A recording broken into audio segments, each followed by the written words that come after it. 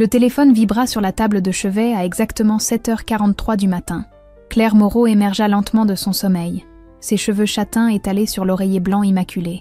La sonnerie insistante la força à tendre le bras vers l'appareil, ses doigts fins effleurant l'écran lumineux. Le nom, Agence linguistique internationale, s'affichait en caractères bleus, accompagné d'un numéro qu'elle connaissait par cœur. « Allô, Claire Moreau à l'appareil !» murmura-t-elle, sa voix encore enrouée par le sommeil. « Claire, ma chérie, c'est Margot. J'espère que je ne vous réveille pas trop brutalement, » résonna la voix enjouée de sa responsable d'agence. « J'ai une mission absolument exceptionnelle pour vous, et je dois vous prévenir, c'est pour ce soir même. » Claire se redressa dans son lit, chassant les derniers vestiges de somnolence. 15 années d'expérience en interprétation simultanée lui avaient appris à ne jamais refuser une opportunité, surtout quand Margot utilisait ce ton particulier, celui réservé aux contrats les plus prestigieux. « Ce soir, vous savez bien que j'accepte toujours vos défis de dernière minute, Margot. De quoi s'agit-il exactement ? Hôtel Ritz-Carlton, salon impérial, dîner d'affaires international. Le client a spécifiquement demandé vos services pour une traduction simultanée français-anglais-mandarin. Apparemment, votre réputation a franchi les frontières. Ma chère, Claire sentit une bouffée de fierté l'envahir. Ces dernières années, elle avait construit sa réputation pierre par pierre, contrat après contrat, jusqu'à devenir l'une des interprètes les plus recherchées de Paris. Ses compétences linguistiques exceptionnelles et sa capacité à saisir les nuances culturelles les plus subtiles faisaient d'elle une professionnelle incontournable pour les négociations internationales de haut niveau. « Le Ritz-Carlton », répéta-t-elle, impressionnée malgré elle. « Cela promet d'être grandiose. Qui est le client ? C'est là que cela devient intéressant, ma chérie. Il s'agit d'une multinationale française en pleine expansion asiatique.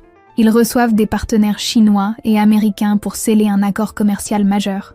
Le cachet est, disons, très généreux. » Claire se leva, ses pieds nus effleurant le parquet froid de leur appartement haussmannien. Elle se dirigea vers la fenêtre, écartant les rideaux pour observer les toits parisiens baignés dans la lumière dorée du matin.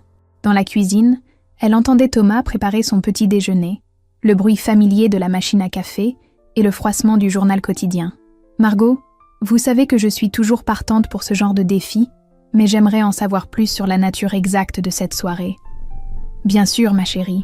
Il s'agit d'un dîner de gala suivi d'une série de discours. Le PDG chinois de la firme partenaire prononcera l'allocution principale, et vous devrez assurer la traduction simultanée pour environ 50 invités triés sur le volet.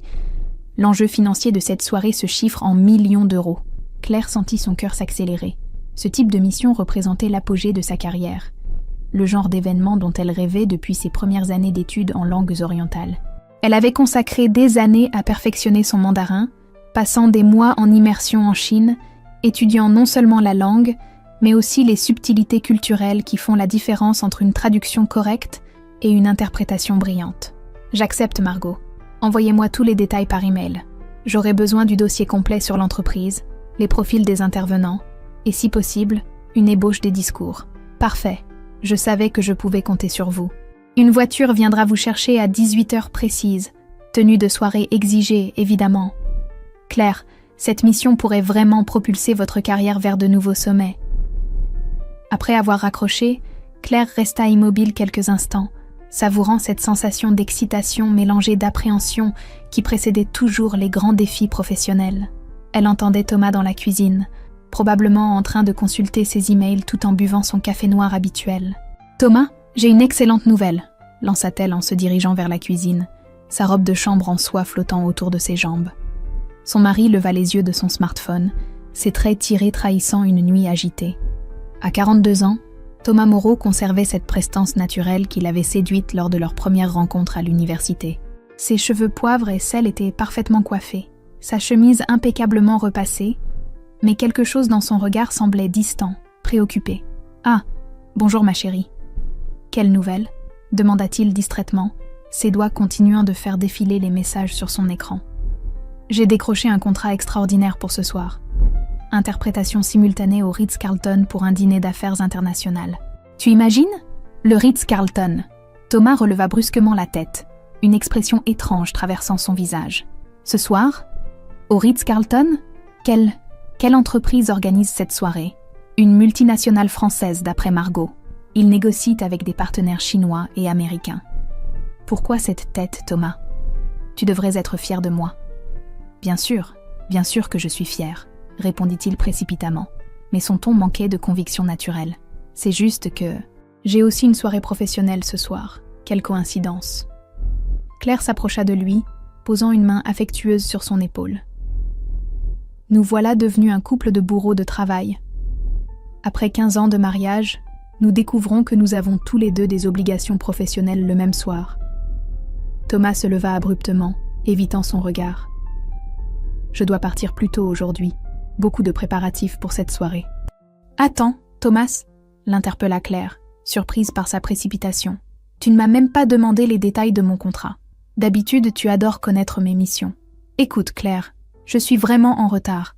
Nous parlerons de tout cela ce soir, d'accord? Bonne chance pour ton interprétation. Il déposa un baiser rapide sur sa joue, évitant ses lèvres, et quitta la cuisine en emportant sa mallette. Claire l'entendit claquer la porte d'entrée avec plus de force que nécessaire, laissant derrière lui un silence pesant et une odeur persistante de son eau de toilette. Elle resta seule dans la cuisine, une tasse de thé fumante entre les mains, essayant de comprendre la réaction inhabituelle de son mari. En 15 ans de mariage, Thomas avait toujours manifesté un intérêt sincère pour sa carrière, célébrant chacune de ses réussites comme si c'étaient les siennes. Cette indifférence soudaine lui laissait un goût amer dans la bouche. Le reste de la matinée passa rapidement entre les préparatifs professionnels.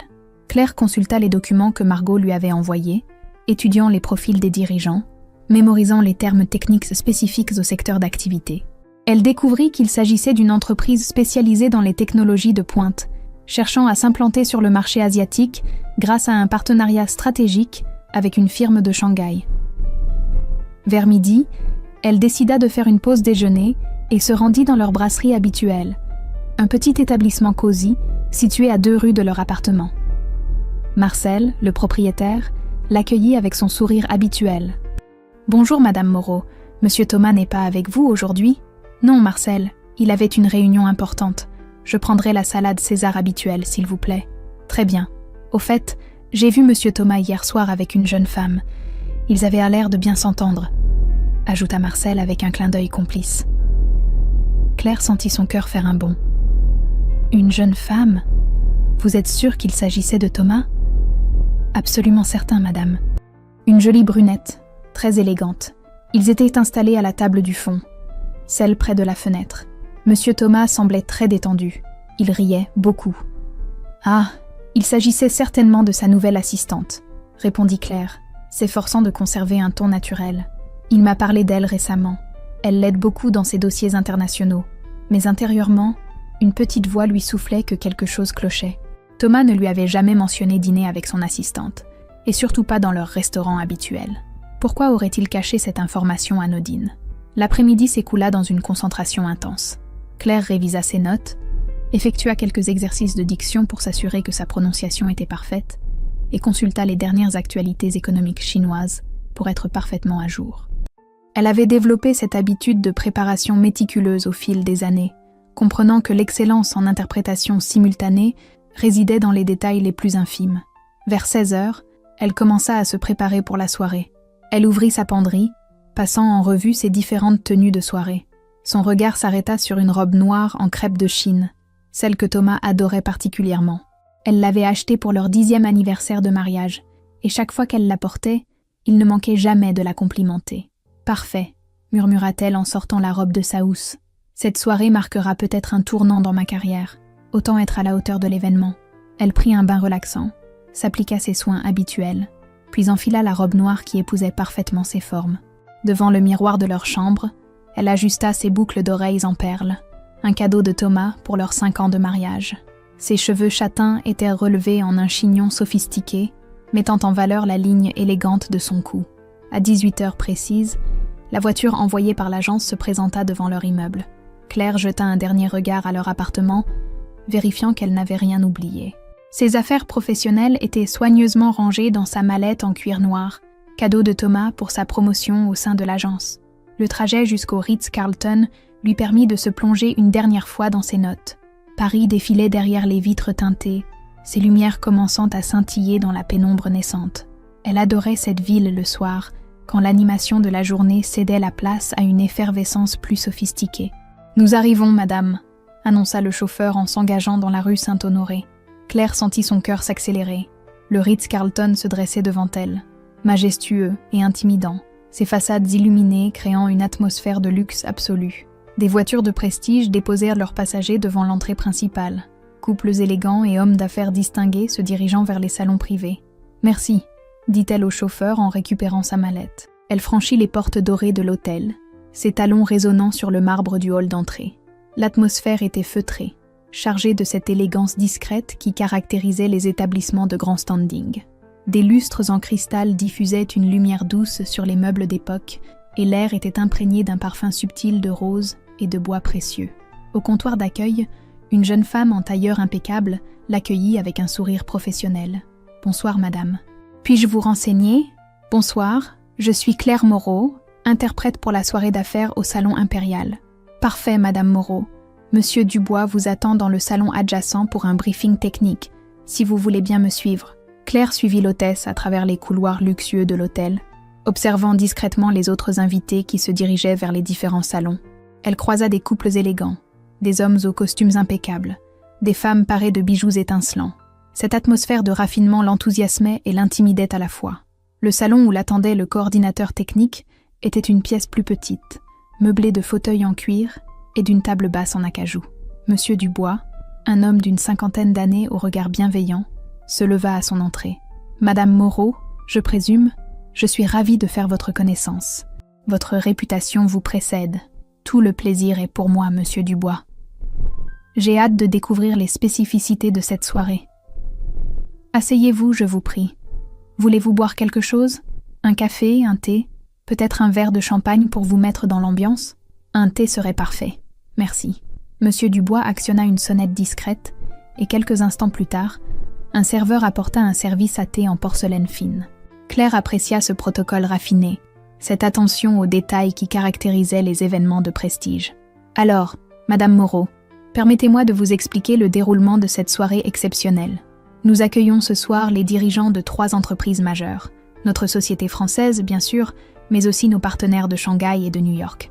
L'enjeu est considérable. » Je comprends parfaitement. Quelle sera ma position exacte pendant les discours?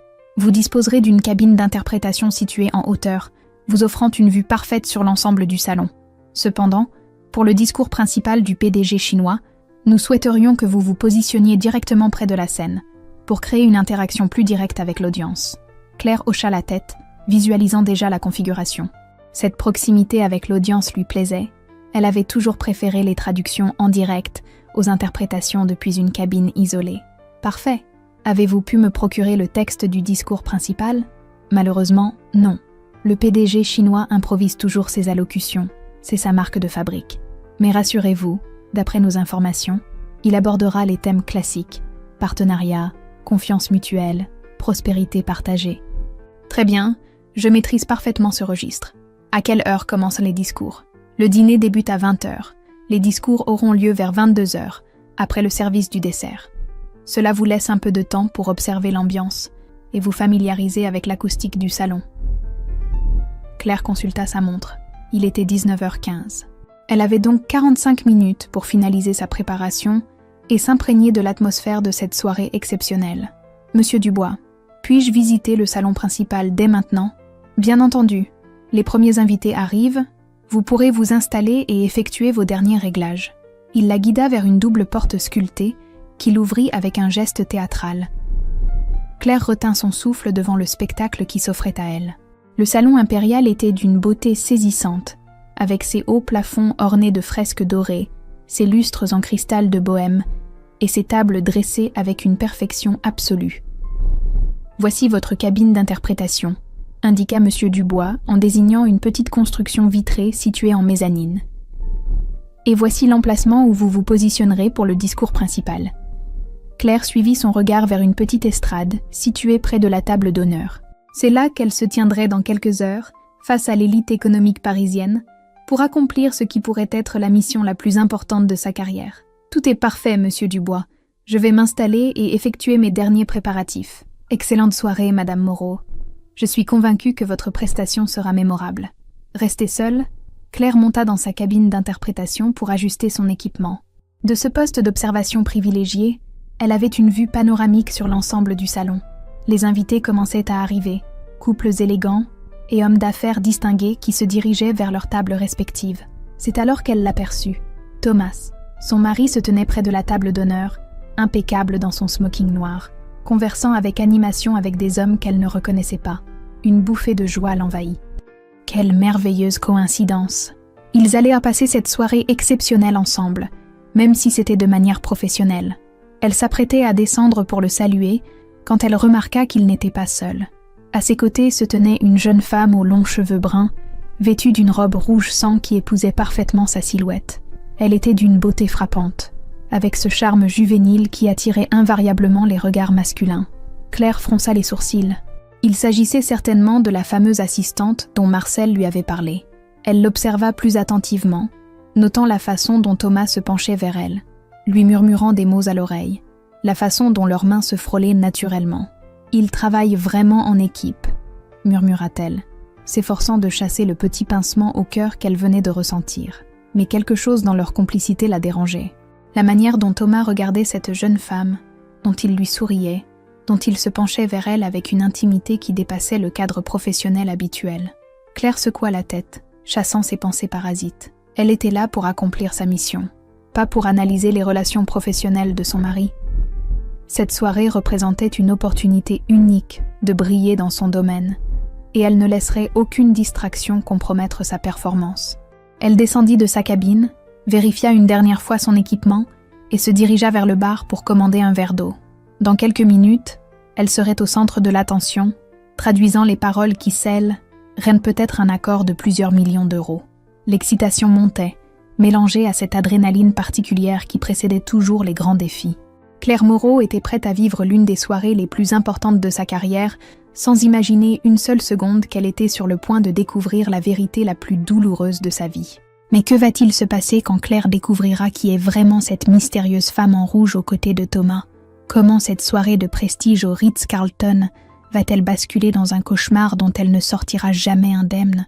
La suite de cette histoire vous réserve des révélations qui changeront à jamais la vie de notre héroïne. Claire remonta dans sa cabine d'interprétation, ajustant minutieusement ses écouteurs tout en observant l'effervescence grandissante du salon. Les derniers invités prenaient en place autour des tables rondes magnifiquement dressées, leur conversation créant un brouhaha feutré qui se mêlait au tintement discret des verres de champagne. L'éclairage tamisé des lustres en cristal baignait la salle d'une lumière dorée, créant une atmosphère de raffinement absolu. Depuis son poste d'observation privilégié, elle avait une vue imprenable sur l'ensemble des convives. Des hommes d'affaires en smoking discutaient stratégie commerciale, leurs épouses arborant des bijoux étincelants échangèrent des mondanités polies. L'air était chargé de parfums coûteux et de cette tension particulière qui précède les grandes négociations internationales. Son regard balaya naturellement la salle, s'arrêtant sur la table d'honneur où Thomas continuait sa conversation animée avec ses collègues. Il gesticulait avec cette assurance qu'elle lui connaissait si bien, celle qui avait fait de lui un commercial redoutable dans le secteur des technologies de pointe. Ses cheveux poivre et sel étaient parfaitement coiffés, son smoking lui donnait une prestance naturelle qui attirait les regards admiratifs des femmes présentes.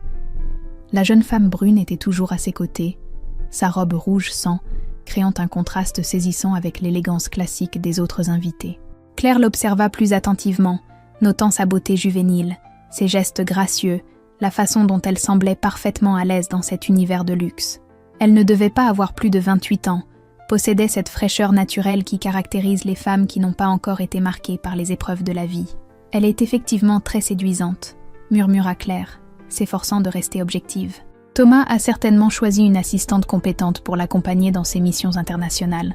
Mais plus elle les observait, plus un malaise indéfinissable s'installait en elle. Leur proximité physique dépassait largement le cadre professionnel habituel. Thomas posait régulièrement sa main sur l'épaule de la jeune femme, lui murmurait des mots à l'oreille qui la faisaient rire. Leurs corps se rapprochaient naturellement comme s'ils étaient aimantés l'un par l'autre.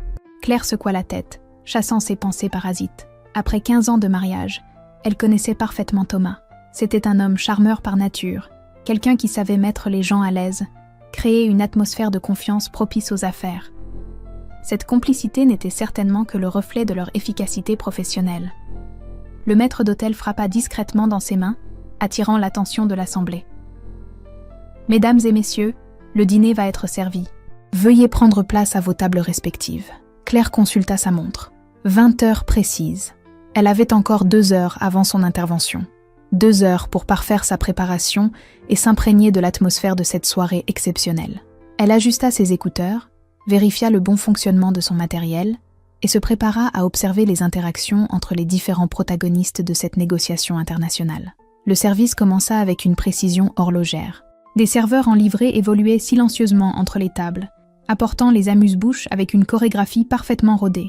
Claire admirait ce ballet organisé, cette harmonie qui caractérisait les établissements de grand standing. À la table d'honneur, Thomas semblait dans son élément. Il conversait tour à tour avec les dirigeants chinois, les partenaires américains, jouant parfaitement son rôle d'intermédiaire culturel. Claire ressentait une fierté sincère en observant son mari briller dans ce contexte professionnel de haut niveau. Après tout, ils avaient construit ensemble cette réussite, elle avec ses compétences linguistiques, lui avec son expertise commerciale. « Léa, pourriez-vous rappeler à nos amis chinois les spécificités techniques de notre dernière innovation ?» demanda Thomas à sa jeune collègue, sa voix portant suffisamment pour que Claire puisse l'entendre depuis sa cabine. Léa. Ainsi, la mystérieuse assistante avait un prénom. Claire l'observa prendre la parole avec une aisance remarquable, expliquant des concepts complexes avec une clarté qui impressionnait visiblement leurs interlocuteurs asiatiques. Elle maîtrisait manifestement son sujet, s'exprimait avec cette autorité naturelle qui caractérise les jeunes diplômées ambitieuses. « Excellente présentation, Léa », la complimenta Thomas, sa main s'attardant sur son poignet plus longtemps que ne l'aurait fait un simple geste professionnel. Claire fronça les sourcils. Ce contact physique répété commençait à la déranger sérieusement. Elle connaissait les codes du monde des affaires, et cette proximité dépassait largement les limites de la courtoisie professionnelle. Le premier service fut apporté. Un velouté de châtaigne au foie gras, accompagné d'un sancerre blanc dont les arômes subtils se mêlaient aux conversations feutrées. Claire n'avait pas faim. Trop concentrée sur sa mission à venir, et troublée par ce qu'elle observait à la table d'honneur. « Monsieur Moreau, votre assistante est remarquable », déclara le PDG chinois dans un français approximatif. Elle comprend parfaitement nos attentes culturelles. Léa est effectivement exceptionnelle, répondit Thomas, son regard se posant sur la jeune femme avec une intensité qui fit battre le cœur de Claire plus rapidement. Je ne pourrais pas me passer d'elle. Le ton de cette déclaration, l'expression de Thomas, la façon dont Léa rougit légèrement en entendant ces mots. Claire sentit une boule se former dans sa gorge. Cette complicité dépassait largement le cadre professionnel. Elle en était maintenant certaine. Le repas se poursuivit dans une ambiance détendue. Les négociations semblaient bien avancées, les rires se faisaient plus fréquents, l'alcool aidant à créer cette atmosphère de confiance nécessaire aux grands accords commerciaux. Claire observait chaque geste, chaque regard, chaque interaction entre Thomas et Léa, son malaise grandissant de minute en minute. Vers 21h, pendant le service du plat principal, elle les vit échanger un regard particulier. Thomas murmura quelque chose à l'oreille de Léa, qui sourit avec une tendresse qui n'avait rien de professionnel. Leurs doigts se frôlèrent en prenant leur verre, un contact bref mais chargé d'une intimité évidente. « Non », murmura Claire, ses mains se crispant sur les accoudoirs de son fauteuil. « Ce n'est pas possible. » Mais les indices s'accumulaient sous ses yeux. La façon dont Thomas regardait Léa, comme s'il la dévorait du regard. La manière dont elle se penchait vers lui, leur corps créant une bulle d'intimité qui excluait le reste du monde. Ces petits gestes complices, ces sourires partagés, cette complicité évidente qui transcendait largement le cadre professionnel. Claire sentit sa respiration s'accélérer. Son mari, l'homme qu'elle avait épousé 15 ans plus tôt, l'homme avec qui elle avait construit une vie, des projets, des rêves, était-il en train de la tromper sous ses yeux? Le plateau de fromage fut servi avec la même précision que les plats précédents. Les conversations se faisaient plus animées, l'alcool déliant les langues et créant cette atmosphère de convivialité propice aux négociations. Mais Claire ne voyait plus que Thomas et Léa, leur ballet amoureux qui se déroulait impunément devant 50 invités. « Léa, ma chérie, pourriez-vous me passer le sel ?»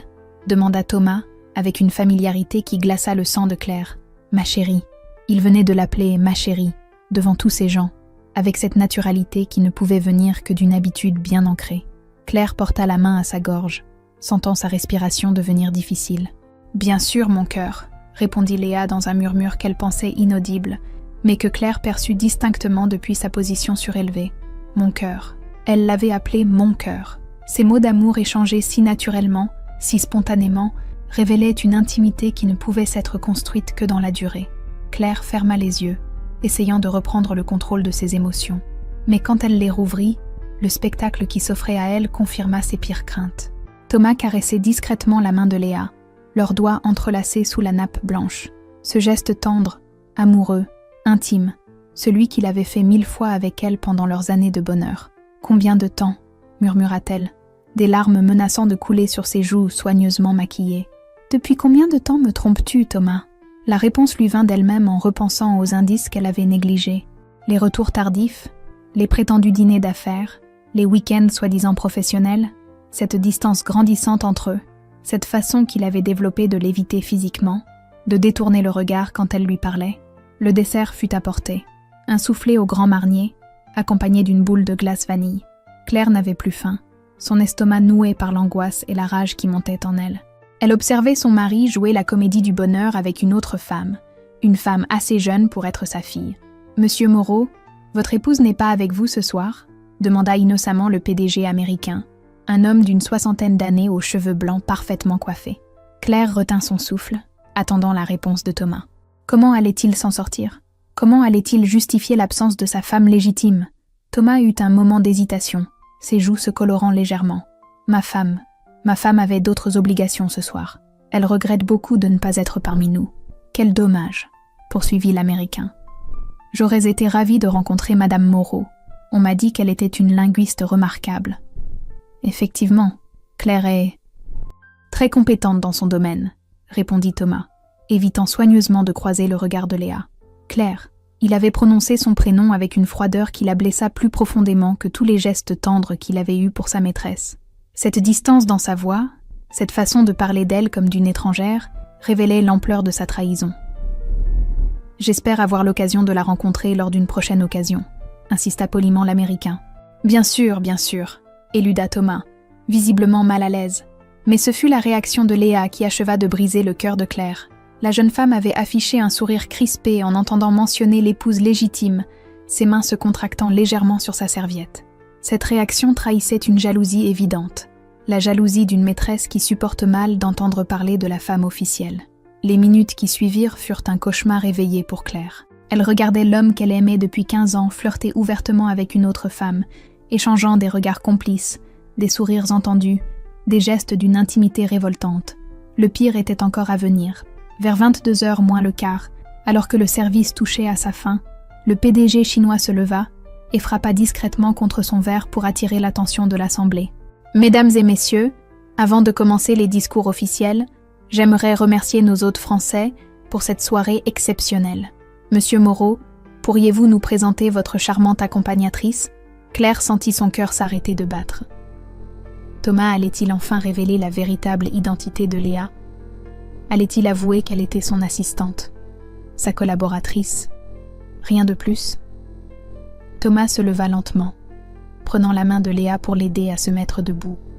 Ce geste galant, cette attention délicate, cette façon de la regarder avec une tendresse évidente, Claire comprit instantanément ce qui allait se passer. « Mes chers amis, » commença Thomas, sa voix portant dans le silence respectueux du salon. « J'ai l'immense plaisir de vous présenter. » Il marqua une pause, ses yeux se posant sur Léa avec une expression d'adoration pure.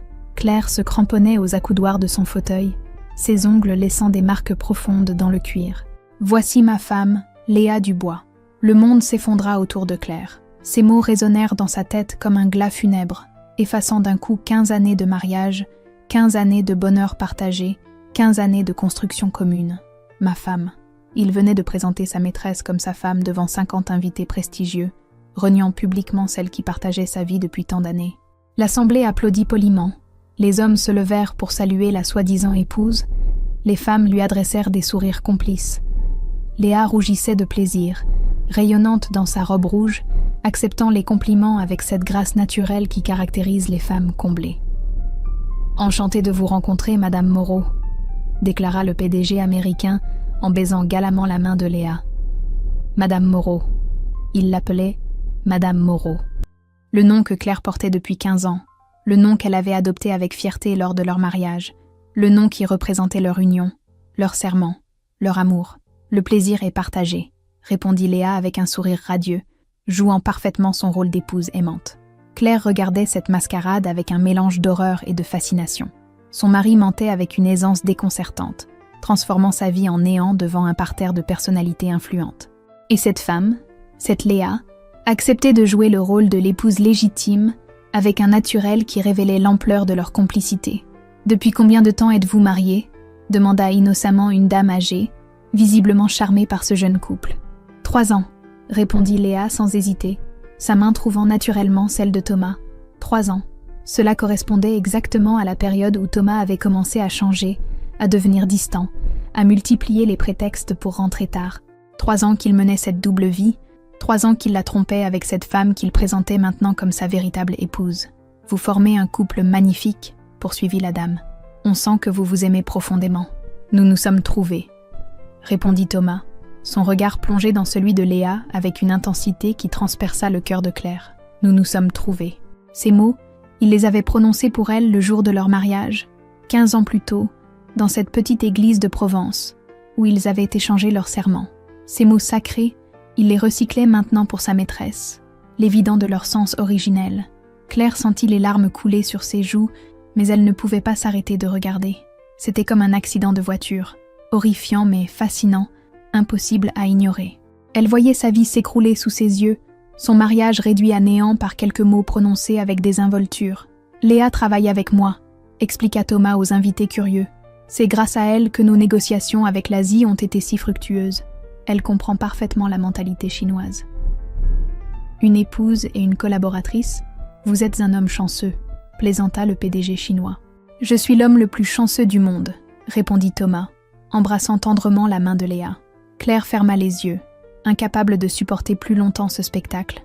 L'homme qu'elle avait aimé pendant 15 ans, l'homme pour qui elle avait renoncé à certains projets professionnels, l'homme avec qui elle avait construit une vie, était en train de la renier publiquement pour une femme assez jeune pour être sa fille. Quand elle rouvrit les yeux, Thomas et Léa étaient en train de s'embrasser discrètement, leurs lèvres se frôlant dans un baiser tendre qui acheva de la détruire. Ce baiser, elle le connaissait par cœur, c'était le sien, celui qu'il lui donnait autrefois, celui qu'il réservait maintenant à une autre. Le maître d'hôtel frappa dans ses mains, annonçant le début des discours officiels. « Mesdames et messieurs, nous allons maintenant passer à la partie officielle de cette soirée. Monsieur Li, PDG de Shanghai International, va prononcer l'allocution d'ouverture. » Claire essuya rapidement ses larmes, tentant de reprendre contenance. Dans quelques minutes, elle devrait descendre de sa cabine, se positionner près de la scène et assurer la traduction simultanée devant l'assemblée. Elle devrait faire face à Thomas, croiser son regard, feindre de ne pas le connaître. Mais comment pourrait-elle se concentrer sur son travail après ce qu'elle venait de découvrir? Comment pourrait-elle traduire des discours sur la confiance et la fidélité alors que son propre mari venait de détruire 15 années de mariage? Elle regarda une dernière fois vers la table d'honneur. Thomas et Léa étaient maintenant assis côte à côte, leurs mains entrelacées, leurs regards complices, formant ce couple parfait qu'elle avait cru former avec lui pendant tant d'années. « Madame l'interprète, êtes-vous prête ?» demanda discrètement un technicien qui venait de monter dans sa cabine. Claire hocha la tête, incapable de parler. Elle était prête, prête à affronter l'homme qui venait de détruire sa vie, prête à lui faire face dans quelques instants. Et une idée terrible commençait à germer dans son esprit, une idée de vengeance qui prendrait forme dans les minutes à venir. La vraie Claire Moreau allait enfin se révéler. Claire descendit lentement de sa cabine d'interprétation, ses jambes tremblantes peinant à la porter. Chaque marche lui semblait un calvaire, chaque pas la rapprochant inexorablement de l'homme qui venait de détruire sa vie d'un simple mensonge. Le salon bruissait de conversations feutrées, les invités finissant leur café et leur digestif dans une atmosphère détendue qui contrastait violemment avec la tempête qui faisait rage dans son cœur. Ses talons claquèrent sur le marbre avec une résonance qui lui parut assourdissante. Chaque bruit semblait amplifié, chaque regard des invités lui donnait l'impression d'être scruté, jugé, comme si sa douleur était visible sur son visage malgré le maquillage soigneusement appliqué quelques heures plus tôt. Elle ajusta sa robe noire, celle que Thomas adorait autrefois, et se dirigea vers l'estrade où l'attendait le micro destiné à la traduction simultanée. Le PDG chinois, Monsieur Li, était déjà debout près de son siège, consultant ses notes avec la concentration d'un homme habitué aux grandes négociations internationales. C'était un homme d'une 60aine d'années, aux cheveux gris parfaitement coiffés, dont le regard perçant trahissait une intelligence redoutable. Il portait un costume sombre impeccable et arborait cette assurance tranquille des dirigeants qui ont l'habitude de s'adresser à des auditoires prestigieux. « Madame l'interprète », la salua-t-il poliment en français, avec un accent marqué mais charmant. « Je suis ravi de faire votre connaissance. J'ai entendu parler de vos compétences exceptionnelles. Tout l'honneur est pour moi, monsieur Lee, » répondit Claire, s'efforçant de garder une voix stable malgré la boule qui obstruait sa gorge. « J'espère être à la hauteur de vos attentes. »« J'en suis certain. Votre réputation vous précède dans les cercles d'affaires internationaux. » Claire hocha la tête, touchée malgré elle par cette reconnaissance professionnelle. Dans quelques instants, elle allait devoir faire abstraction de sa douleur personnelle pour se concentrer sur sa mission. L'ironie de la situation ne lui échappait pas. Elle, qui avait toujours considéré son professionnalisme comme sa force principale, allait devoir puiser dans cette ressource pour survivre à l'épreuve qui l'attendait. Elle se dirigea vers l'estrade, son équipement à la main, quand elle sentit un regard peser sur elle. Instinctivement, elle leva les yeux vers la table d'honneur et son cœur s'arrêta de battre. Thomas la fixait avec une expression d'incrédulité absolue, son visage vidé de toute couleur, ses mains tremblant si violemment qu'il renversa quelques gouttes de son cognac sur la nappe immaculée. Leurs regards se croisèrent à travers la salle, et dans les yeux de son mari, Claire lut une panique absolue. Il ouvrit la bouche, comme pour prononcer son nom, mais aucun son n'en sortit. Ses lèvres remuaient silencieusement, formant des mots inaudibles, ses yeux écarquillés trahissant une terreur qu'elle ne lui avait jamais vue. « Thomas, ça va ?»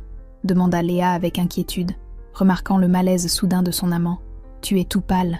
Je... » balbutia Thomas, incapable de formuler une phrase cohérente. Léa suivit la direction de son regard et découvrit Claire, magnifique et implacable dans sa robe noire, qui s'installait calmement près du micro. La jeune femme fronça les sourcils, ne comprenant pas immédiatement pourquoi la vue de l'interprète provoquait une telle réaction chez Thomas. « Qui est cette femme ?» demanda-t-elle, une pointe d'inquiétude dans la voix. « On dirait que tu viens de voir un fantôme. » Thomas ouvrit la bouche, la referma, ses mains cherchant désespérément celles de Léa comme s'il se noyait et qu'elle était sa bouée de sauvetage. Mais les mots refusèrent de sortir, sa gorge serrée par l'angoisse et la culpabilité. Claire, de son côté, ajustait son micro avec des gestes d'une lenteur calculée, savourant chaque seconde de cette confrontation silencieuse. Elle avait retrouvé son sang-froid, cette maîtrise de soi qui l'avait toujours caractérisée dans les moments de crise.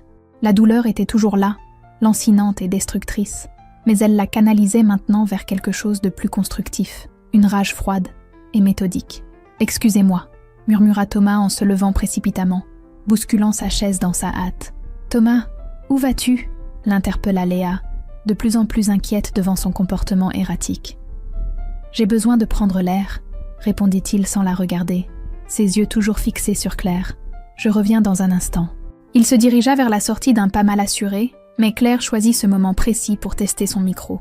Sa voix résonna dans le salon avec une clarté parfaite, stoppant net Thomas dans son élan. « Test, test. Bonsoir mesdames et messieurs. Je suis Claire Moreau, votre interprète pour cette soirée. » Claire Moreau. En prononçant son nom complet, elle venait de révéler à toute l'assemblée sa véritable identité. Thomas se figea comme s'il venait de recevoir une balle, son visage se décomposant sous le choc. Plusieurs invités tournèrent la tête vers lui, intrigués par sa réaction inhabituelle. « Moreau ?» répéta le PDG américain perplexe. « Comme notre hôte Thomas Moreau ? Quelle coïncidence ?» « En effet, » répondit Claire avec un sourire glacial. « Quelle extraordinaire coïncidence !» Le silence qui s'installa fut pesant. Les invités les plus perspicaces commencèrent à saisir qu'il se passait quelque chose d'inhabituel. Thomas, toujours debout près de sa chaise, semblait pétrifié, incapable de bouger ou de parler. Léa, elle, regardait alternativement Claire et Thomas, une compréhension horrifiée commençant à poindre dans ses yeux. « Thomas » appela doucement Claire, sa voix portant parfaitement dans le silence tendu du salon. « Ne partez pas maintenant. La soirée ne fait que commencer. » Ces mots, prononcés avec une douceur trompeuse, eurent l'effet d'une gifle sur Thomas. Il se retourna lentement, croisant à nouveau le regard de sa femme légitime.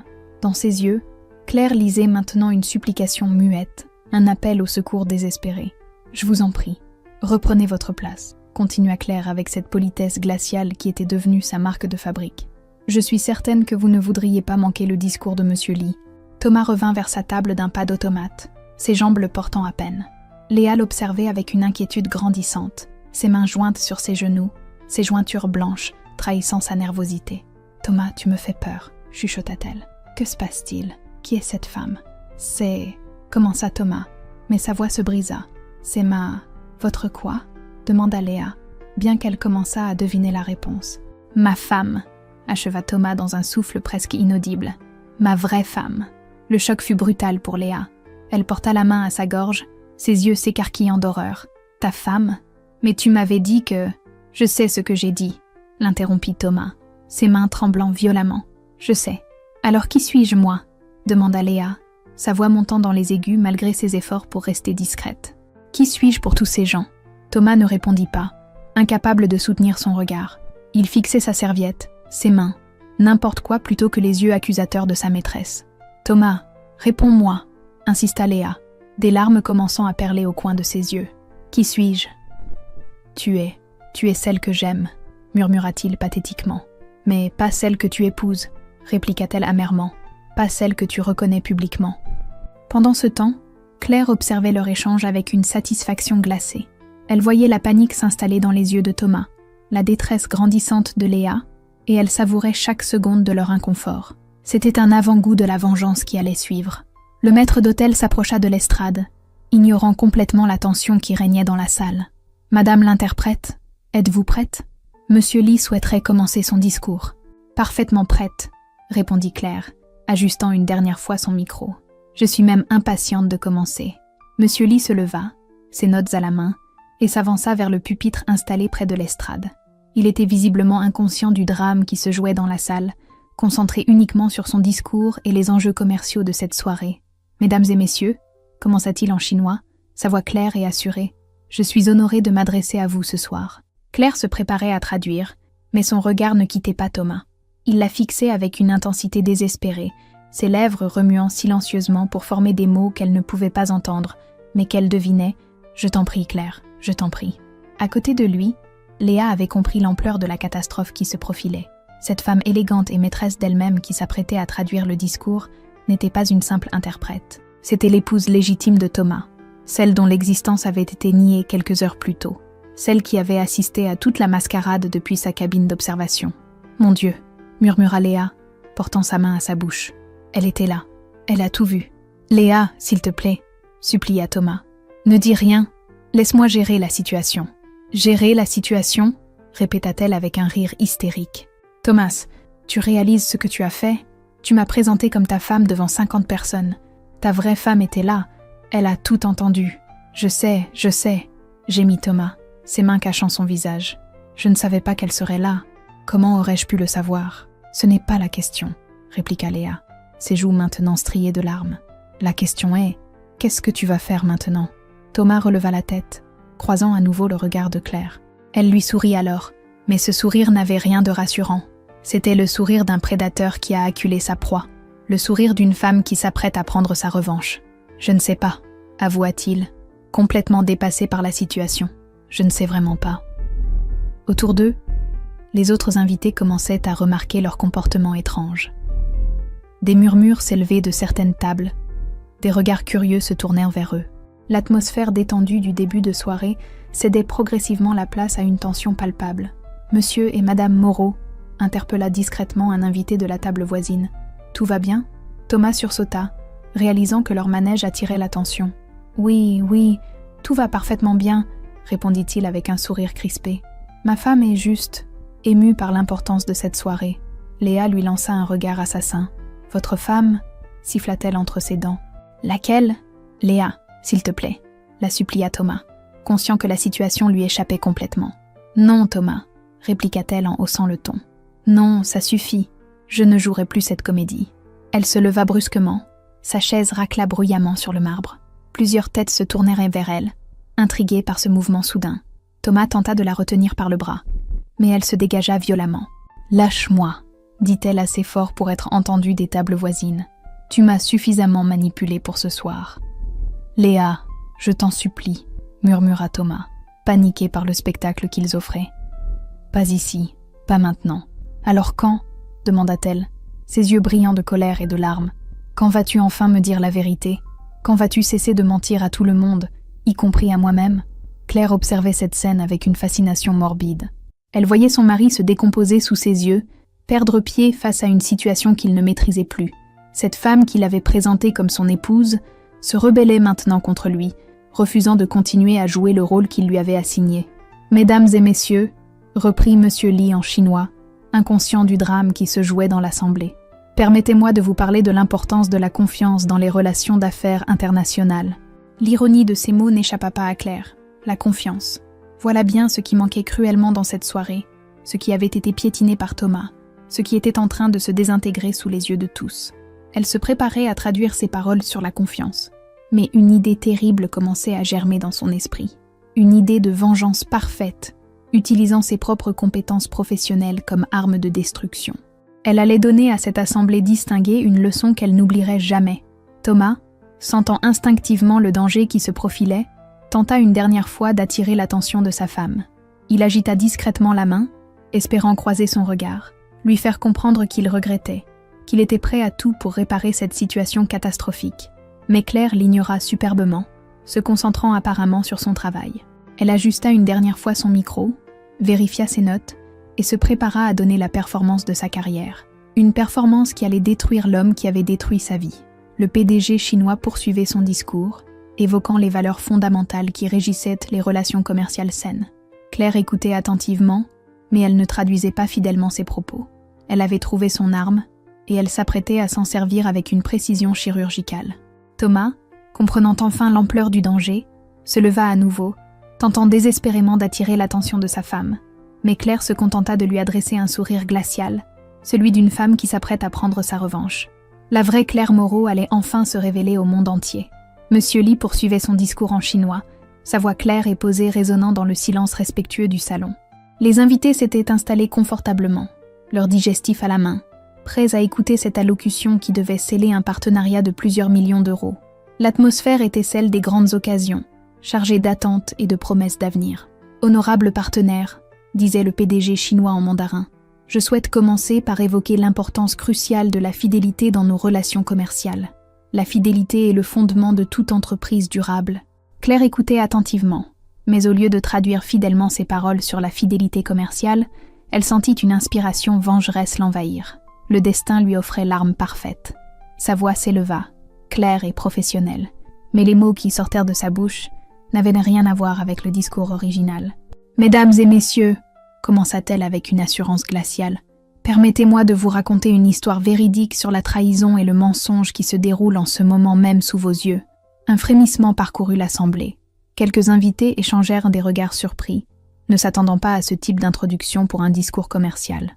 Thomas sentit son sang se glacer dans ses veines, comprenant instantanément que sa femme venait de déclarer la guerre. « Il était une fois, » poursuivit Claire, ignorant complètement les gesticulations discrètes de son mari, un homme nommé Thomas Moreau, directeur commercial dans une entreprise prestigieuse.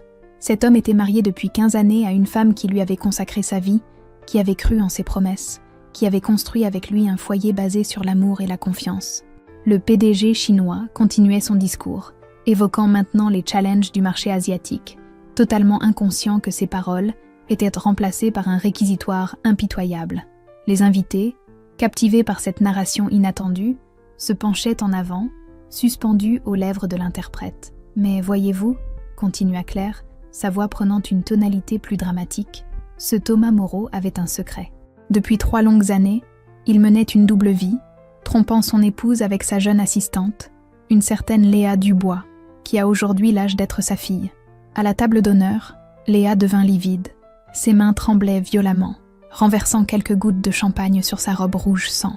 Elle regardait Claire avec un mélange de terreur et de fascination, réalisant que sa vie privée était en train d'être étalée devant l'élite parisienne. « Thomas, arrête là !» chuchota-t-elle avec d'espoir. « Fais quelque chose, je t'en supplie. » Mais Thomas était tétanisé, incapable du moindre mouvement. Il voyait sa réputation, sa carrière, sa vie sociale s'effondrer en temps réel devant ses yeux.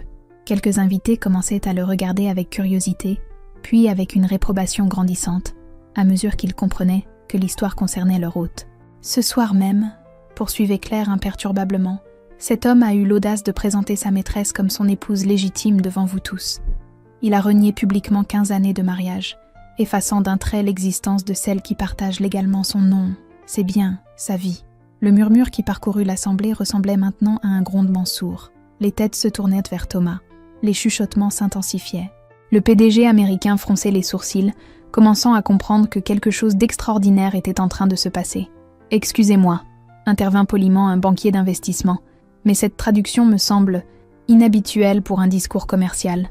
Claire lui adressa un sourire radieux. « Détrompez-vous, monsieur.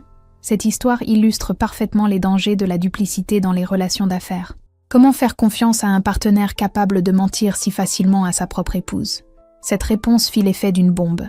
Plusieurs invités se retournèrent tout franchement vers Thomas, leur regard devenant accusateur. La logique implacable de Claire résonnait dans leurs esprits. Un homme capable de tromper sa femme pendant des années, était-il digne de confiance en affaires ? Thomas Moreau, continua Claire, pointant discrètement du doigt à la table d'honneur, a menti avec un naturel déconcertant, présentant sa maîtresse comme son épouse devant des partenaires internationaux. Imaginez l'aisance avec laquelle il peut mentir dans ses négociations commerciales. « C'est scandaleux !» murmura une dame âgée à sa voisine. « Comment ose-t-il nous faire participer à cette mascarade ?» « Et cette pauvre femme » ajouta son interlocutrice. « Comment a-t-elle découvert cette trahison ?» Claire, entendant parfaitement ces commentaires depuis sa position surélevée, sourit intérieurement. Sa stratégie fonctionnait à merveille. Elle transformait l'assemblée en tribunal populaire, chaque invité devenant un juge de la conduite de Thomas. Monsieur Li, poursuivant son discours en chinois, évoquait maintenant l'importance de la transparence dans les négociations internationales. L'ironie de la situation n'échappait pas à Claire, qui utilisa cette coïncidence pour enfoncer le clou. « Le dirigeant chinois parle justement de transparence », traduisit-elle librement, cette qualité qui fait cruellement défaut à notre hôte de ce soir.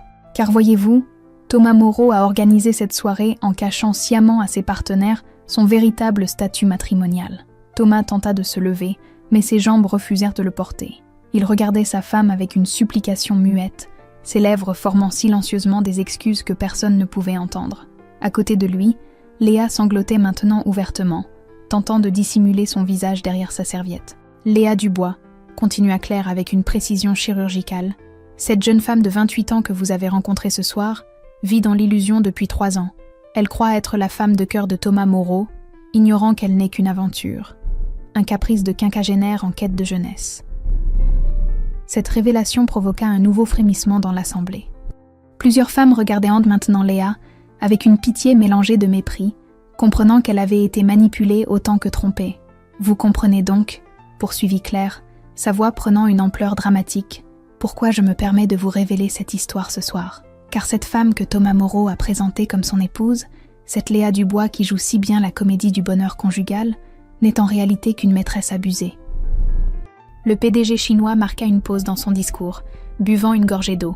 Claire profita de ce silence pour porter le coup de grâce. « Et moi, Claire Moreau, l'interprète que vous voyez devant vous ce soir, je suis la véritable épouse de cet homme, celle qu'il a reniée il y a 2 heures devant vous tous, celle dont il a effacé l'existence d'un simple mensonge. » Le silence qui s'abattit sur le salon fut assourdissant. Même le tintement des verres avait cessé. Tous les regards convergeant maintenant vers la table d'honneur où Thomas s'effondrait littéralement sous le poids de la révélation publique. « Mon Dieu !» murmura le PDG américain. « Nous avons été témoins d'une imposture. Comment a-t-il osé nous impliquer dans cette comédie ?» ajouta un dirigeant français, visiblement outré. Claire savourait chaque seconde de ce triomphe. Elle voyait les regards se détourner de Thomas avec dégoût, les murmures de réprobation enflaient dans la salle. Sa vengeance prenait forme sous ses yeux, méthodique et implacable. « Vous vous demandez certainement, » reprit-elle, « comment cette situation a pu se produire. Comment un homme peut-il mentir avec tant d'aisance devant des partenaires respectés ?» Elle marqua une pause théâtrale, laissant le suspense s'installer. La réponse est simple.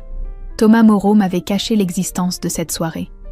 Il pensait pouvoir jouer impunément sa comédie, ignorant que le destin m'avait placé ici ce soir comme interprète. Imaginez ma surprise en découvrant mon époux présenter une autre femme sous mon propre nom. Un haut de stupéfaction collective parcourut l'assemblée. L'ampleur de la trahison devenait maintenant évidente pour tous. Non seulement Thomas avait trompé sa femme, mais il avait aussi organisé cette mascarade en pensant qu'elle ne le découvrirait jamais. « C'est révoltant », déclara hautement une banquière, ne prenant plus la peine de chuchoter. « Comment faire confiance à un homme capable d'une telle duplicité ?» Thomas, comprenant que sa réputation était définitivement ruinée, tenta un geste désespéré. Il se leva en vacillant, ses mains tremblantes cherchant un appui sur la table. « Claire, appela-t-il d'une voix brisée, s'il te plaît, arrête. Nous pouvons discuter de tout cela en privé. » Mais sa voix portait mal dans l'acoustique du salon, et plusieurs invités lui lancèrent des regards réprobateurs. Oser interrompre l'interprète pendant son travail semblait la preuve supplémentaire de son manque de savoir-vivre. « Monsieur Moreau, » intervint sèchement le PDG chinois en français, « veuillez vous rasseoir.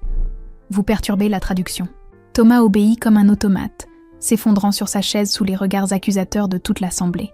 À côté de lui, Léa pleurait maintenant sans retenue, réalisant l'ampleur de l'humiliation qu'elle venait de subir. « Je voudrais ajouter, » continua Claire avec une fausse compassion, « que cette jeune femme, Léa Dubois, est probablement plus victime que coupable dans cette histoire. Thomas Moreau lui a certainement fait croire qu'il était séparé, divorcé, libre de tout engagement. » Cette observation provoqua un nouveau murmure dans l'assemblée. Quelques femmes regardèrent maintenant Léa avec plus de bienveillance, comprenant qu'elle avait été manipulée par un homme sans scrupules. « N'est-ce pas, mademoiselle Dubois ?»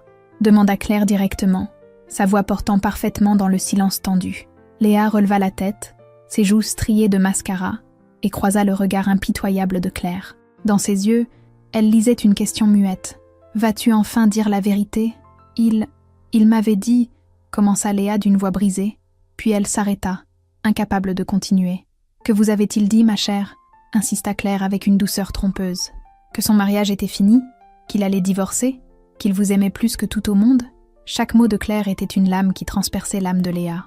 La jeune femme hocha la tête pathétiquement, confirmant publiquement qu'elle avait été dupée par les mensonges de Thomas. « Exactement, » murmura-t-elle, sa voix à peine audible. « Il m'avait dit tout cela. »« Bien sûr qu'il vous l'avait dit, » répliqua Claire avec un rire amer. « Thomas Moreau est un maître dans l'art de la manipulation. Il vous a fait croire que vous étiez l'élu, l'unique, celle pour qui il allait tout quitter. » L'assemblée assistait maintenant à un spectacle saisissant. Une femme trompée, qui révélait publiquement l'ampleur de la trahison de son mari, transformant un dîner d'affaires en tribunal populaire. Les téléphones commençaient discrètement à filmer, les réseaux sociaux à s'enflammer. « Mesdames et messieurs, » reprit Claire, sa voix retrouvant son ton professionnel, « j'espère que cette histoire vous rappellera l'importance de l'intégrité dans tous vos partenariats. Car si un homme peut mentir si facilement à la femme qu'il a épousée devant Dieu et devant les hommes, comment peut-il être honnête avec de simples partenaires commerciaux ? » Cette question rhétorique résonna dans l'esprit de chaque invité. Les dirigeants présents échangeaient maintenant des regards entendus, comprenant que leur confiance en Thomas Moreau venait d'être définitivement ébranlée. « Je propose, » continua Claire avec un sourire angélique, « que nous applaudissions la performance remarquable de Thomas Moreau ce soir. Il nous a offert une démonstration magistrale de l'art du mensonge en société. » L'ironie mordante de ces mots provoqua un silence gêné. Personne n'osait applaudir, tous comprenant que Claire venait de porter le coup de grâce à la réputation de son mari. Monsieur Lee, toujours inconscient du drame qui se jouait, conclut son discours en évoquant l'espoir d'une collaboration fructueuse basée sur la confiance mutuelle. Claire traduisit fidèlement cette conclusion, ajoutant simplement « Monsieur Lee exprime l'espoir d'une collaboration basée sur la confiance, une qualité qui, comme vous l'avez constaté ce soir, ne peut pas être tenue pour acquise. » Le PDG chinois salua poliment l'assemblée et regagna sa place, satisfait de son intervention. Mais l'atmosphère du salon avait radicalement changé. Les conversations reprirent, mais elles ne portaient plus sur les affaires. Tous les regards, tous les murmures convergèrent vers Thomas Moreau et le scandale qui venait d'éclater. « C'était révélateur », déclara finalement le PDG américain en se levant. « Je crois que nous devrons reconsidérer certains aspects de ce partenariat. » « En effet, » approuva un banquier français. « L'intégrité personnelle et l'intégrité professionnelle sont indissociables. » Thomas comprit que tout était fini. Sa carrière, sa réputation, sa vie sociale venaient de s'effondrer en quelques minutes.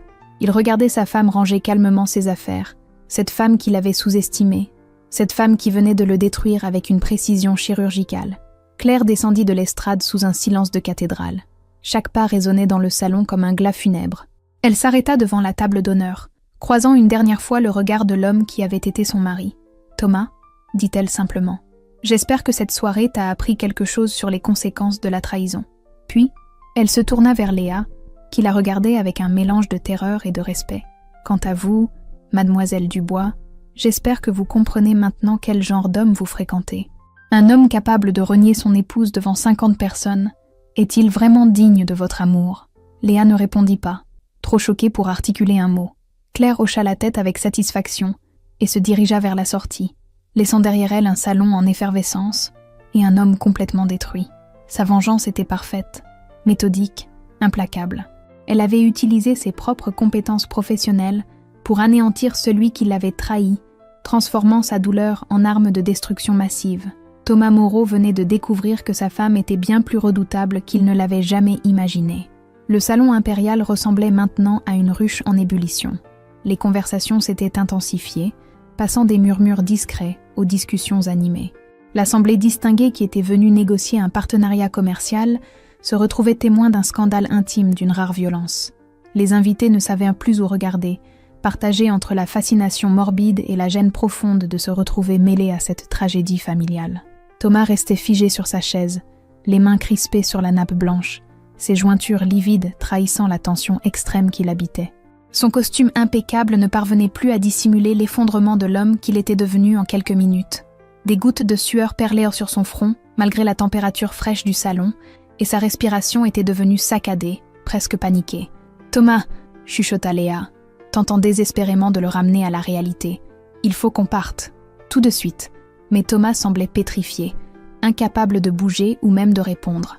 Il fixait le vide devant lui, comme si son cerveau refusait d'accepter l'ampleur de la catastrophe qui venait de s'abattre sur sa vie. 15 années de carrière minutieusement construite venaient de s'écrouler en moins d'1 heure. « Thomas !»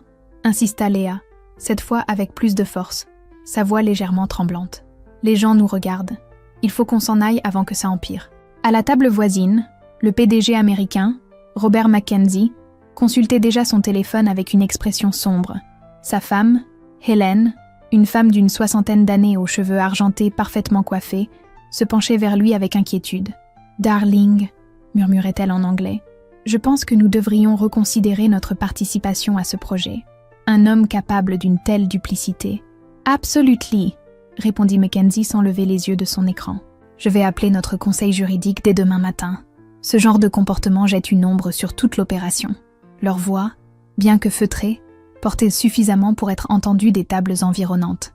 Un effet domino se mettait en place, chaque partenaire potentiel remettant en question son engagement dans un projet dirigé par un homme dont l'intégrité venait d'être publiquement mise en doute. À quelques mètres de là, M. Chen, le bras droit du PDG chinois, discutait intensément en mandarin avec son patron. Leurs expressions graves ne laissaient aucun doute sur la nature de leur conversation. Li Wei écoutait attentivement, hochant la tête de temps en temps, ses sourcils froncés traduisant une préoccupation grandissante. Monsieur Li finit par dire Chen en français avec son accent caractéristique. « Nous pensons qu'il serait prudent de reporter notre décision concernant ce partenariat. » Ces mots atteignirent Thomas comme autant de coups de poignard. Il releva enfin la tête, croisant le regard désapprobateur du dirigeant chinois. Dans ses yeux, il ne lisait plus la cordialité commerciale du début de soirée, mais une froideur professionnelle qui signifiait la fin de tous ses espoirs. « Monsieur Li », tenta-t-il d'une voix brisée, « je vous assure que cette situation personnelle n'affectera en rien notre collaboration professionnelle. »« Monsieur Moreau », répondit Li Wei avec une politesse glaciale, « dans notre culture, l'intégrité personnelle et l'intégrité professionnelle sont indissociables. Un homme qui trompe sa propre épouse pendant des années peut-il être considéré comme un partenaire fiable ? » Cette question, posée à voix suffisamment haute pour être entendue de plusieurs tables, provoqua un nouveau murmure dans l'assemblée. Thomas sentit ses derniers espoirs s'envoler. La logique implacable du dirigeant chinois résonnait dans l'esprit de tous les invités présents. « Je comprends votre position », balbutia Thomas. « Mais laissez-moi vous expliquer. »« Temkum, il n'y a rien à expliquer », l'interrompit fermement Mackenzie en se levant. « Votre comportement de ce soir parle de lui-même. Hélène et moi allons prendre congé. » Le couple américain se dirigea vers la sortie, saluant poliment les autres invités, mais évitant soigneusement le regard de Thomas. Leur départ créa un mouvement dans la salle, plusieurs autres couples commençant à rassembler leurs affaires. « Attendez !» cria presque Thomas, perdant toute retenue. « S'il vous plaît, ne partez pas comme ça. Nous pouvons discuter, trouver une solution. » Mais sa voix désespérée ne fit qu'accentuer le malaise général. Les invités échangèrent maintenant des regards entendus, comprenant qu'ils assistaient à l'effondrement complet d'un homme qui perdait pied. Léa, mortifiée par le spectacle que donnait Thomas, se leva brusquement, sa chaise racla bruyamment sur le marbre. « Je ne peux plus supporter ça », murmura-t-elle, les larmes coulant librement sur ses joues maquillées. Thomas, tu nous ridiculises tous les deux. Léa, ma chérie, supplia Thomas en se levant à son tour. Ne m'abandonne pas maintenant. Nous pouvons surmonter cette épreuve ensemble. Ensemble, répéta-t-elle avec un rire hystérique. Tu viens de me présenter comme ta femme devant tout Paris. Ta vraie femme était là, elle a tout entendu. Comment veux-tu qu'on surmonte ça? Leur échange, de plus en plus animé, attirait tous les regards. Les téléphones portables sortaient discrètement des sacs à main, immortalisant cette scène d'une rare intensité dramatique. Dans quelques heures, cette soirée ferait le tour des réseaux sociaux parisiens. Thomas Moreau, intervint soudain une voix féminine claire et déterminée. Tous les regards se tournèrent vers l'entrée du salon. Claire se tenait là, majestueuse dans sa robe noire, sa mallette d'interprète à la main. Elle était revenue, et son expression ne présageait rien de bon pour son époux infidèle. « Claire, gémit Thomas, je pensais que tu étais partie. Détrompez-vous, répondit-elle avec un sourire glacial. Comment aurais-je pu manquer le grand final de cette magnifique soirée? Elle s'avança dans le salon avec une assurance royale, chaque pas calculé, pour maximiser l'effet dramatique. Les invités s'écartaient sur son passage, la regardant avec un mélange de respect et de fascination. Cette femme venait de donner une leçon magistrale de vengeance raffinée. « Mesdames et messieurs », déclara-t-elle d'une voix qui porta dans tout le salon, « je tenais à vous présenter mes excuses pour le spectacle involontaire auquel vous avez assisté ce soir. Madame Moreau, intervint galamment le banquier français, vous n'avez aucune excuse à présenter. C'est plutôt à nous de vous exprimer notre compassion pour cette situation douloureuse. Vous êtes très aimable, monsieur Dubois, répondit Claire avec une grâce parfaite. Mais je tiens à vous rassurer. Cette épreuve m'a permis de découvrir la véritable nature de mon mari. C'est finalement un cadeau inestimable. Ces paroles, prononcées avec une sérénité déconcertante, provoquèrent un nouveau frémissement dans l'assemblée. Cette femme trompée qui parlait de sa découverte comme d'un cadeau, impressionnée par sa dignité et sa force de caractère. Thomas, comprenant que Claire n'en avait pas terminé avec lui, tenta une approche différente. Il s'avança vers elle, les mains tendues dans un geste de supplication. « Claire, ma chérie, » commença-t-il, sa voix prenant une tonalité mielleuse. « Je sais que j'ai commis des erreurs, mais tout ce que j'ai fait, c'était par amour pour toi. J'avais peur de te perdre, alors j'ai voulu... » « Stop !» l'interrompit Claire d'un geste sec de la main. « Ne vous avilissez pas davantage avec ces mensonges pathétiques. Vous avez eu 3 ans pour me dire la vérité, 3 ans pour choisir entre votre épouse et votre maîtresse. Mais j'ai choisi, protesta Thomas. C'est toi que j'ai choisi. Léa n'était qu'une distraction. » Cette déclaration eut l'effet d'une gifle sur Léa. Elle se retourna vers Thomas, ses yeux brillants de colère et de douleur. « Une distraction ?» répéta-t-elle, sa voix montant dans les aigus. 3 ans de ma vie, Thomas. 3 ans où tu me jurais que j'étais la femme de ta vie. Et maintenant je ne suis qu'une distraction? Léa, ce n'est pas ce que je voulais dire, tenta Thomas, pris entre deux feux. Si, c'est exactement ce que vous vouliez dire, intervint Claire avec une satisfaction évidente. Vous venez de révéler votre vraie nature devant témoin. Mademoiselle Dubois découvre enfin quelle place elle occupait réellement dans votre vie. L'assemblée assistait maintenant à un spectacle saisissant. Un homme pris au piège de ses propres mensonges, une épouse qui savourait sa vengeance, et une maîtresse qui réalisait l'ampleur de sa naïveté. « Je refuse de continuer cette comédie », déclara Léa en ramassant son sac à main. « Thomas, trouve-toi quelqu'un d'autre pour jouer tes petits jeux. » Elle se dirigea vers la sortie d'un pas décidé, mais Claire l'interpella. « Mademoiselle Dubois, » dit-elle avec une fausse compassion, « j'espère que cette soirée vous aura appris quelque chose sur les hommes mariés qui vous promettent la lune. » Léa s'arrêta net, se retournant vers Claire avec un regard chargé de rancune. « Vous avez eu votre revanche, Madame Moreau, » répliqua-t-elle. « Vous pouvez être satisfaite. Vous avez détruit ma réputation en même temps que la sienne. »« Détrompez-vous, » répondit Claire avec un sourire énigmatique. « Votre réputation peut se reconstruire. Vous êtes jeune, intelligente, compétente. Vous trouverez un homme qui vous mérite, un homme libre de tout engagement. » Cette magnanimité inattendue troubla Léa. Elle s'attendait à de la haine, à de la vengeance, pas à cette forme de compassion condescendante qui était encore plus blessante. « Gardez vos conseils, » murmura-t-elle avant de quitter définitivement le salon. Son départ laissa Thomas seul face à Claire et aux regards accusateurs de l'assemblée. Il comprenait maintenant qu'il avait tout perdu. Sa maîtresse, sa femme, sa réputation, ses partenaires commerciaux. « Claire, » tenta-t-il une dernière fois, « nous pouvons encore sauver notre mariage. Tout recommencer à zéro. »« Recommencer ?» répéta Claire avec un rire cristallin. « Thomas, Vous ne comprenez vraiment rien. Il n'y a plus rien à sauver. Vous avez détruit notre mariage il y a 3 ans quand vous avez commencé à mentir. Mais je t'aime, gémit Thomas, ses dernières défenses s'effondrant. Je t'ai toujours aimé. L'amour, répliqua Claire, sa voix prenant une dureté métallique. Vous appelez amour le fait de me tromper pendant 3 ans? De me présenter votre maîtresse comme votre épouse devant 50 personnes? De nier mon existence comme si je n'étais qu'un fantôme du passé? Chaque question était un coup de poignard dans le cœur de Thomas. Il réalisait enfin l'ampleur de sa trahison, vue à travers les yeux de celle qu'il avait bafouée. « J'étais perdu », murmura-t-il pathétiquement. La crise de la quarantaine, la peur de vieillir. Léa me faisait me sentir jeune à nouveau. « Épargnez-moi vos justifications psychologiques de magazine féminin », répliqua Claire avec mépris. « Vous étiez tout simplement égoïste et lâche. Trop lâche pour assumer vos choix, trop égoïste pour renoncer aux avantages du mariage. » L'Assemblée écoutait cet échange avec une fascination morbide. Cette femme magistrale qui décomposait méthodiquement les arguments de son mari force l'admiration de tous. Sa dignité dans l'épreuve, sa lucidité face à la trahison impressionnaient même les plus cyniques. « Mesdames et messieurs, » déclara finalement Claire en se tournant vers les invités, « je vous remercie d'avoir été les témoins involontaires de cette révélation. Votre présence a rendu cette soirée mémorable. » Madame Moreau, intervint respectueusement le PDG chinois, permettez-moi de vous exprimer mon admiration pour votre dignité face à cette épreuve.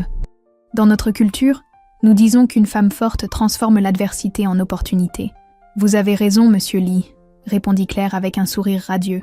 Cette soirée marque effectivement le début d'une nouvelle vie pour moi, une vie libérée du mensonge et de la trahison. Thomas s'effondra littéralement sur sa chaise, comprenant que tout était définitivement terminé.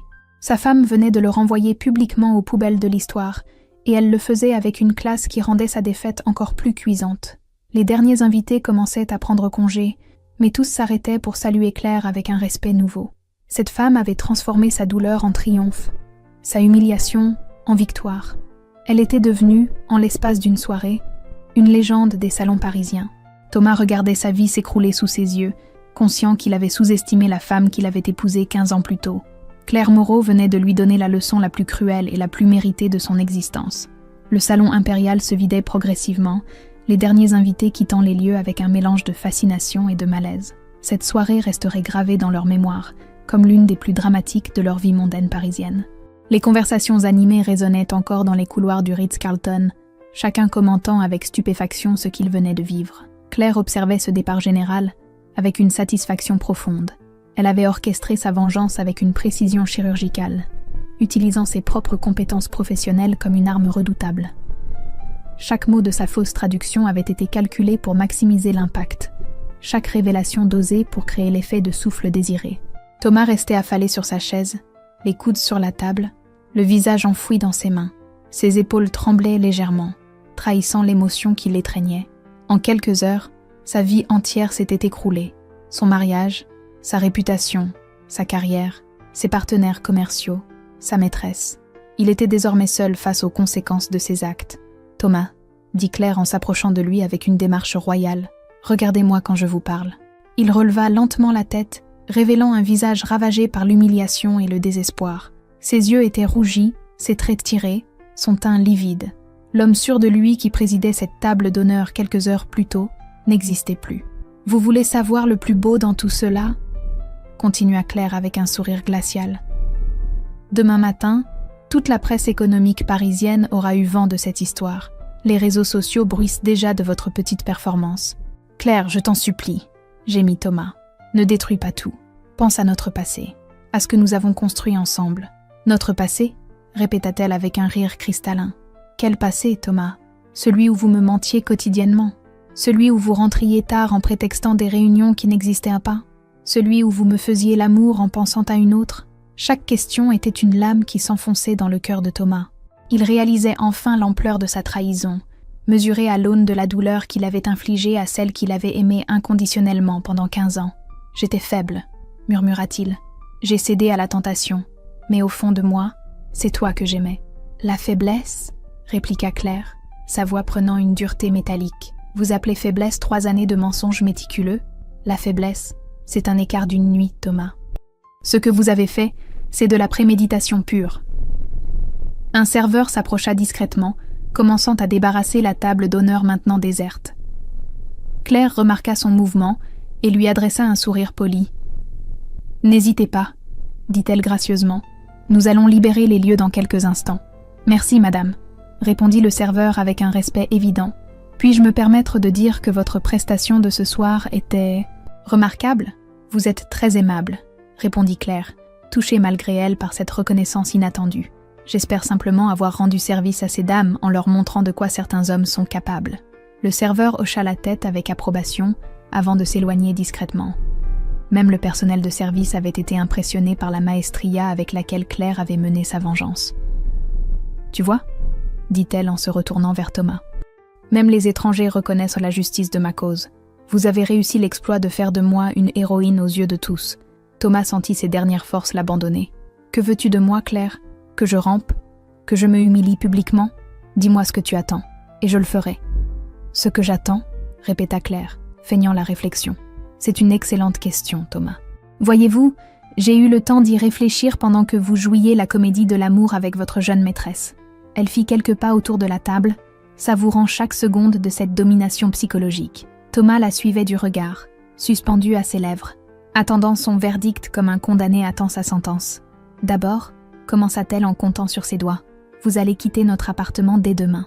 Je ne veux plus jamais vous voir souiller notre foyer conjugal. Claire, c'est aussi ma maison, protesta faiblement Thomas. Votre maison? Répliqua-t-elle avec un rire sardonique. Relisez donc notre contrat de mariage, mon cher. L'appartement a été acheté avec l'héritage de ma grand-mère. Vous n'y avez aucun droit. Cette révélation acheva d'anéantir Thomas. Il avait oublié ce détail crucial. L'appartement haussmannien qu'ils habitaient depuis 10 ans appartenait légalement à Claire seule. Ensuite, poursuivit-elle imperturbablement, j'ai déjà contacté Maître Dubois, mon avocat. Les papiers du divorce seront prêts demain matin. Adultère avéré, torts exclusifs de votre part, bien entendu. Un divorce? Balbutia Thomas. Mais nous pouvons encore. Il n'y a plus de nous, Thomas, l'interrompit Claire sèchement. Il n'y en a plus depuis le jour où vous avez décidé de partager votre lit avec une autre femme. Elle s'arrêta devant la fenêtre du salon, contemplant les lumières de Paris qui scintillaient dans la nuit. Cette ville qui avait été témoin de leur bonheur conjugal allait maintenant assister à leur séparation définitive. Troisièmement, reprit-elle sans se retourner, j'ai eu une conversation très intéressante avec Monsieur Larson, le PDG de votre entreprise. Il semblerait que votre comportement de ce soir l'ait préoccupé. Thomas sentit son sang se glacer. Tu as appelé Larson? Claire, tu ne peux pas... Je peux tout, Thomas, répliqua-t-elle en se retournant, ses yeux brillants d'une détermination implacable. Vous avez détruit notre mariage, j'ai le droit de défendre mes intérêts. Qu'est-ce que tu lui as dit? Demanda Thomas, la voix étranglée par l'angoisse. La vérité, répondit Claire simplement, que son directeur commercial utilisait les soirées d'affaires pour présenter sa maîtresse comme son épouse, que sa crédibilité auprès des partenaires internationaux était désormais compromise, que l'image de l'entreprise risquait d'être ternie par association. Chaque mot était un coup de massue. Thomas réalisait que Claire ne se contentait pas de détruire leur mariage. Elle s'attaquait méthodiquement à tous les aspects de sa vie. Larson a été très compréhensif, continua-t-elle avec un sourire angélique. Il m'a assuré qu'il prendrait les mesures appropriées pour préserver la réputation de la société. Tu viens de détruire ma carrière, murmura Thomas, l'ampleur de la catastrophe commençant à pénétrer son esprit embrumé. Exact, confirma Claire sans la moindre émotion. Comme vous avez détruit notre mariage, nous sommes quittes. Le silence qui s'installa fut assourdissant. Thomas fixait sa femme, cette femme qu'il croyait connaître, cette femme qu'il avait sous-estimée pendant des années. Il découvrait maintenant sa véritable personnalité, brillante, impitoyable, redoutablement efficace quand il s'agissait de défendre ses intérêts. Il y a autre chose, ajouta Claire, savourant visiblement chaque seconde de sa domination. J'ai également contacté quelques journalistes de ma connaissance. Cette histoire va faire sensation dans la presse people parisienne. Tu ne feras pas ça, supplia Thomas. Pense à ta propre réputation. Ma réputation? Répéta Claire avec amusement. Thomas, vous ne comprenez vraiment rien. Cette histoire fait de moi une héroïne, pas une victime, la femme intelligente qui a piégé son mari infidèle avec brio. Elle avait raison, et Thomas le savait. Dans cette affaire, Claire apparaîtrait comme la partie lésée qui avait su se venger avec intelligence et élégance. Elle deviendrait une légende dans les salons parisiens. Demain matin, continua-t-elle, Les réseaux sociaux seront en ébullition. Votre petite performance de ce soir sera vue et revue des milliers de fois. Vous allez devenir célèbre, Thomas, mais pas de la façon dont vous l'espériez. Thomas porta ses mains à son visage, accablé par l'ampleur de sa chute. En quelques heures, il était passé du statut de directeur commercial respecté à celui de paria social. Et tout cela à cause de sa propre arrogance, de sa certitude qu'il pouvait manipuler impunément les femmes de sa vie. « Pourquoi » gémit-il. « Pourquoi une vengeance si cruelle ?»« Cruelle » répéta Claire, ses sourcils se haussant avec surprise. « Thomas, vous trouvez ma vengeance cruelle ? Permettez-moi de vous rappeler que vous m'avez trahi pendant 3 ans, que vous m'avez menti quotidiennement, que vous avez nié mon existence devant 50 personnes. » Elle s'approcha de lui, se penchant légèrement pour être à sa hauteur. « Ma vengeance n'est pas cruelle, Thomas. Elle est juste, parfaitement ajustée à l'ampleur de votre trahison. Et maintenant ?» demanda-t-il pathétiquement. « Qu'est-ce que je vais devenir ? Cela ne me concerne plus, » répondit Claire en se redressant. « Vous êtes un homme libre, Thomas, libre de vos choix, libre de leurs conséquences. C'est exactement ce que vous vouliez, non ?» Elle ramassa sa mallette d'interprète, lissa sa robe noire et se dirigea vers la sortie avec la grâce d'une reine qui quitte son royaume. « Claire », l'appela Thomas une dernière fois. « Je t'ai aimée, vraiment aimée. » Elle s'arrêta sans se retourner, ses épaules se contractant légèrement. Pendant un instant, Thomas espéra qu'elle allait revenir, qu'elle allait lui donner une dernière chance. « Je sais », dit-elle simplement. « C'est exactement pour cela que votre trahison est impardonnable. » Et elle sortit du salon, laissant derrière elle un homme brisé et une légende qui commençait déjà à se répandre dans tout Paris. Dans sa voiture qui la ramenait chez elle, Claire regardait défiler les lumières de la capitale. Son téléphone vibrait sans interruption. Appels de journalistes, messages de félicitations, propositions de contrat. Sa prestation de ce soir avait fait d'elle une célébrité. « Madame Moreau, » dit respectueusement son chauffeur, « permettez-moi de vous dire que vous avez été magnifique ce soir. »« Merci », répondit-elle simplement, un sourire de satisfaction éclairant son visage. Le lendemain matin, toute la presse parisienne racontait l'histoire de Claire Moreau, l'interprète qui avait piégé son mari infidèle avec une intelligence redoutable. Les réseaux sociaux s'enflammaient, les vidéos de la soirée devenaient virales. Thomas était licencié avant midi, sa réputation détruite à jamais. Claire, elle, recevait des dizaines d'offres de contrats prestigieux. Sa notoriété avait décuplé du jour au lendemain. Elle était devenue la femme que toutes les épouses trompées admiraient, celle qui avait su transformer sa douleur en triomphe absolu. Sa vengeance était parfaite, implacable, définitive.